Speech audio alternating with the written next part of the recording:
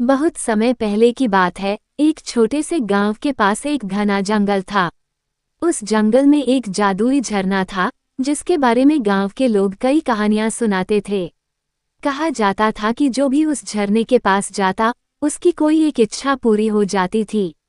एक दिन राधा नाम की एक छोटी लड़की, जो गांव में रहती थी, अपने बीमार पिता के लिए दवा खोजने जंगल में गई। उसने गांव के बड़े बुजुर्गों से उस जादुई झरने के बारे में सुना था।